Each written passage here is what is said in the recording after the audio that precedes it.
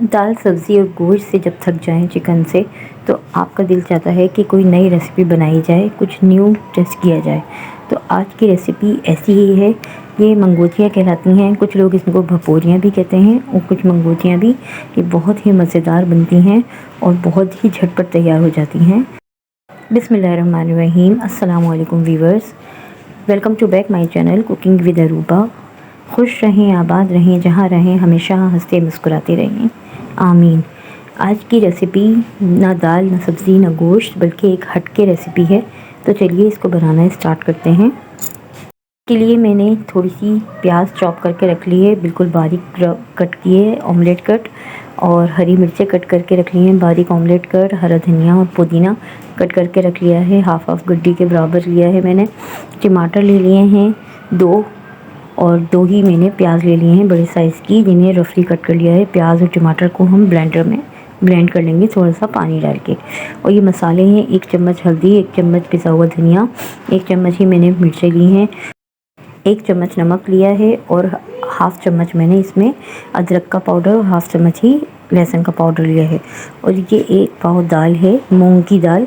इसको मैंने खूब अच्छे से बीन के और इसका कचरा साफ़ कर लिया है और इसे मैंने भिगो दिया था तकरीबन 2 घंटे के लिए। ये देखें, अब मैं ब्लेंडर में ऐड कर रही हूँ थोड़ा सा पानी। इसमें ऐड करके ब्लेंडर में इसको हम पेस्ट बना लेंगे। ये देखिए, बिल्कुल ये थिकनेस सा पेस्ट बन के रेडी हो गया है। तो अब हम इसे एक बॉल में शिफ्ट कर लेंगे। ये देखिए, ये मैंने बॉल में निकाल लिया है अच्छे से और ये इतना गाढ़ा है। ये देखें, अब इसमें हम कुछ मसाले ऐड कर लेंगे। तो 1 चम्मच में कुटी हुई मिर्चें, 1 चम्मच नमक और थोड़ी सी कसूरी मेथी और हाफ़ चम्मच के बराबर मैं इसमें चाट मसाला, हाफ़ चम्मच मैंने अदरक लहसुन का पाउडर और 1 पिंच के बराबर मैंने इसमें ऐड किया है खाने का सोडा। और ये जो प्याज और हरी मिर्चें और हरा धनिया ये हमने सब कट करके रखा था, ये भी हम इसमें ऐड कर लेंगे और चम्मच की हेल्प से इसे अच्छे से मिक्स कर लेंगे। और आप इसकी थिकनेस भी चेक कर सकते हैं, हमने इसकी थिकनेस कितनी रखनी है। इसमें हमने पानी ऐड नहीं करना है क्योंकि हमने इसके पकोड़े फ्राई करने हैं।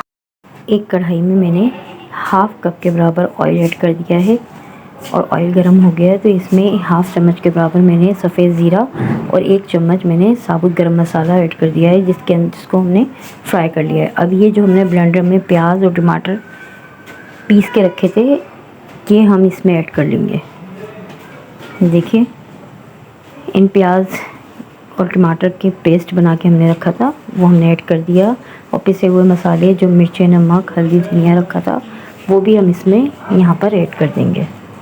ठीक है, अब ये देखें, इनको हम ऐड करने के बाद अच्छे से चम्मच से चला के मिक्स करेंगे खूब अच्छे से। और इसको हमने अच्छे से भूनना है कवर करके। मैं 3-4 मिनट के लिए इसको रख दूँगी।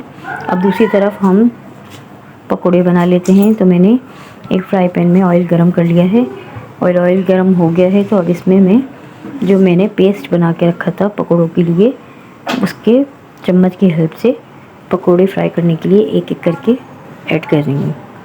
आप चाहें तो हाथ से भी इन्हें ऐड कर सकते हैं।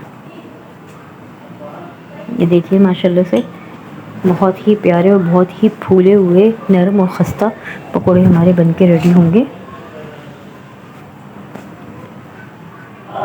जितने हमारे पैन में आ सकते हैं हमने उतने ही पकोड़े फ्राई करने के लिए ऐड करने हैं। और फिर फ़ौरन से हमने इनको टच नहीं करना है, 2 मिनट स्टे देना है। फिर उसके बाद मैं थोड़ा सा इसमें से ऑयल लेके ऊपर की तरफ चारों तरफ डाल रही हूँ पकोड़ों के। ये देखें, ताकि कहीं से भी कच्चापन ना रहे। चारों तरफ हम इसके ऐड कर देंगे और उसके बाद ही हम इनको फ्लिप करेंगे, टर्न करेंगे। जब एक तरफ से इनके कलर आने लगेगा, और हमने चूल्हा जो है मीडियम स्लो रखना है, क्योंकि अगर हम ज़्यादा तेज़ करेंगे तो ये ऊपर से तो पक जाएंगे लेकिन अंदर से कच्चे रहेंगे। ये देखिए, अब हम इनको टर्न करते जाएंगे एक एक करके। इन पे बहुत ही प्यारा और ख़ूबसूरत सा कलर आने लगा है और माशाल्लाह खुशबू भी बहुत शानदार आ रही है। ये देखिए, इसी तरह हमने दूसरी तरफ भी स्टे देकर इनको अच्छे से फ्राई करना है। अब जब ये फ्राई हो चुके हैं, देखिए कितना अच्छा कलर इन पे आ चुका है, तो अब हम इसका ऑयल ग्रीस करके अच्छे से हम इनको निकाल लेंगे किसी प्लेटर में। ये देखिए कितने खूबसूरत से हमारे पकोड़े बन के रेडी हुए हैं माशाल्लाह से, आप देख सकते हैं। और ये फूल भी चुके हैं, अंदर से बिल्कुल भी कच्चे नहीं हैं। माशाल्लाह बहुत ही मज़ेदार और यमी पकोड़े बन के रेडी हुए हैं। इनको आप ऐसे भी शाम के चाय के साथ सर्व कर सकते हैं, चटनी के साथ, बहुत ही मज़े के लगते हैं। और ये फिर मैं इसको तो सालन में ऐड करूँगी, तो हम दोनों तरीके से इसको खा सकते हैं। ये देखिए यहाँ पर हमारा मसाला भुन चुका है, भुनता जा रहा है कितना। ये देखिए इसमें अभी उबाल आने शुरू हो गए हैं, बुलबुले से आने शुरू हो गए हैं। अब ये देखिए इनका पानी कितना खुश्क हो चुका है और इसके ऊपर ऑयल आना शुरू हो गया है। अभी थोड़ा मसाले में कच्चापन है, अभी हमने इसको मज़ीद भूनना है। वक्फे वक्फे से हम चम्मच चलाते रहेंगे ताकि मसाला नीचे लगने ना पाए। ये देखिए माशाल्लाह से इसने अपना ऑयल बहुत ज़्यादा ग्रीस करना शुरू कर दिया है। अब यहाँ पर मैं मैंने हरी मिर्च कट करके रखी हैं, वो ऐड कर दूँगी अच्छे फ्लेवर के लिए। तो आपको अगर यहाँ पे थोड़ी सी भी रेसिपी पसंद आए देखने के बाद, तो प्लीज़ लाइक कीजिए, शेयर कीजिए और कमेंट में ज़रूर बताइए कि आपको आज की रेसिपी कैसी लगी। और प्लीज़ प्लीज़ प्लीज़ मेरे चैनल को सब्सक्राइब कीजिए। अब ये देखिए जब हरी मिर्चें अच्छे से इसमें फ्लेवर इनका आ गया, तो अब मैं इसमें पानी ऐड कर रही हूँ। तकरीबन मैंने 2 से ढाई गिलास पानी ऐड किया है। अब इसको कवर करके हम एक बॉयल ले लेंगे और फिर 5-6 मिनट के लिए बिल्कुल स्लो आंच पे छोड़ देंगे। ये देखिए आपको ये देखने में अभी शोरबा बहुत पतला लग रहा होगा, लेकिन ये जैसे जैसे ठंडा होता जाएगा तो बहुत ज़्यादा गाढ़ा हो जाएगा। अब यहीं पर हम इसमें सारे पकोड़े ऐड कर देंगे और पकोड़े ऐड करने के बाद 2 मिनट तक हम इसको पकाएंगे, कवर कर देंगे, 2 मिनट के लिए स्लो आंच पे छोड़ देंगे। ये देखें 2 मिनट गुजर चुके हैं, पकोड़े भी इनका शोरबा काफ़ी हद तक अपने अंदर एब्जॉर्व करने लगे हैं। ये देखिए आप देख सकते हैं कितना माशाल्लाह गोल मटोल सा पकोड़ा हमारा होता जा रहा है।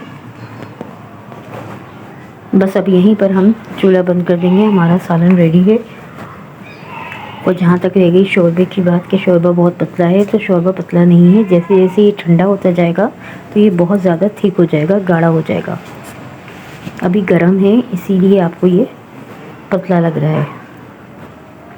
अब हम इसको एक सर्विंग प्लेट में निकाल लेंगे सर्व करने के लिए।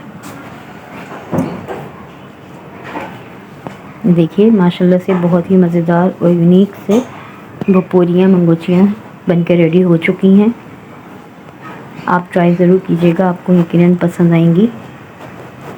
और पराठे के साथ तो इसका टेस्ट बहुत ही मज़ेदार लगता है।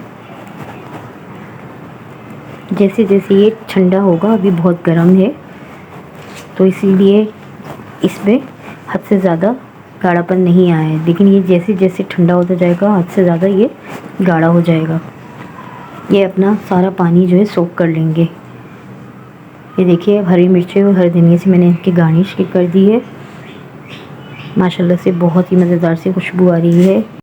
जब भी कुछ नया और डिफरेंट खाने का दिल करे तो एक बार ये अमेजिंग सी डिश बना के ज़रूर ट्राई कीजिएगा, यकीनन आपको पसंद आएगी इंशाल्लाह। तो अब मुझे इजाज़त दीजिए, दुआओं में याद रखिएगा, अपना बहुत सारा ख्याल रखिएगा। मिलती हूँ नेक्स्ट रेसिपी के साथ। अल्लाह हाफिज़।